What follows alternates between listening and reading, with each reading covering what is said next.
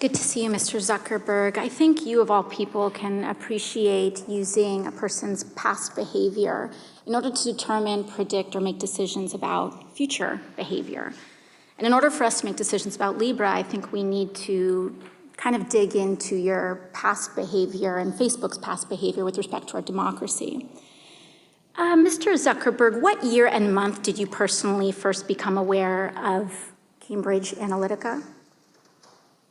I'm not sure of the exact time, but it was probably around the time when it became public. I think it was around March of 2018. I could be wrong, though. Mm-hmm. When did Facebook COO Sheryl Sandberg become aware of Cambridge Analytica? I don't know off the top of my head. You don't know. Did anyone on your leadership team know about Cambridge Analytica prior to the initial report by The Guardian on December 11th, 2015? Congresswoman, I believe so, and that some folks were tracking it internally. And I'm actually, as you're asking this, I do think I was aware of Cambridge Analytica as an entity earlier. Mm-hmm. I don't know if I was tracking how they were using Facebook specifically. When was the issue discussed with your board member, Peter Thiel?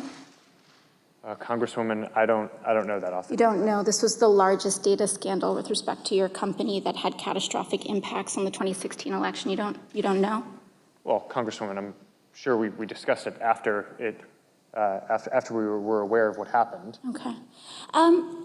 You announced recently that the official policy of Facebook now allows politicians to pay to spread disinformation in 2020 elections and in the future. So I just want to know how far I can push this in the next year.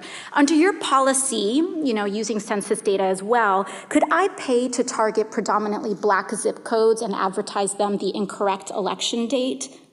No, Congresswoman, you couldn't. We have, even for these policies around the newsworthiness of content that politicians say, and the general principle that I believe that. But you said you're not going to fact check my ads. We have, if anyone, including a politician, is saying things that that is calling for violence or could risk imminent physical harm or voter or census suppression when we roll out the census suppression policy, we will take that content down. So you will, there is some threshold where you will fact check political advertisements. Is that what you're telling me? Well, Congresswoman, yes, for specific things like that, where there's imminent risk of harm. Could I run ads targeting Republicans in primaries saying that they voted for the Green New Deal? Sorry, can you repeat that? Would I be able to run advertisements on Facebook targeting Republicans in primaries saying that they voted for the Green New Deal? I mean, if you're not fact-checking political advertisements, I'm just trying to understand the bounds here. What's fair game?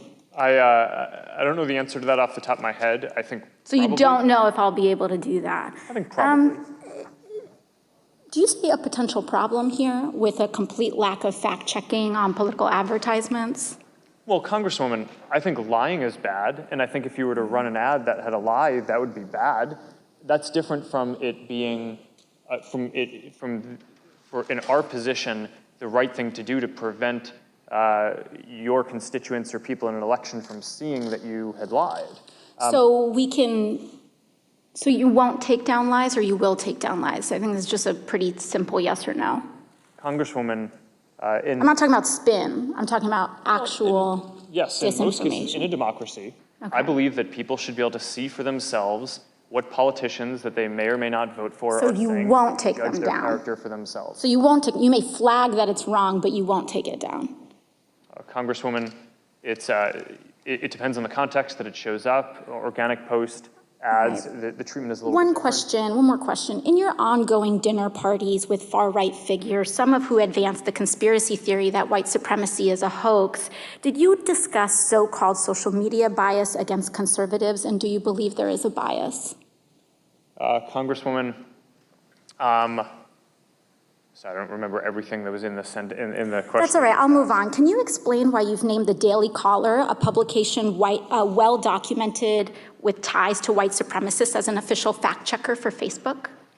Congresswoman, sure. We actually don't appoint the independent fact checkers. They go through an independent organization called the Independent Fact Checking Network that has a rigorous standard for who they allow to serve as a fact checker. So you would say that white supremacist-tied publications meet a rigorous standard for fact-checking? Thank you. Congresswoman, I would say that we're not the one assessing that standard. The International Fact-Checking Network is the one who is setting that standard. Hey investors, Zach Guzman here. Are you interested in learning more about the markets and getting the latest financial news? Well, then click right here to subscribe to our Yahoo Finance YouTube channel. Get the latest up-to-the-minute market analysis, big interviews in the world of finance, and information on how to manage your money every day wherever you are.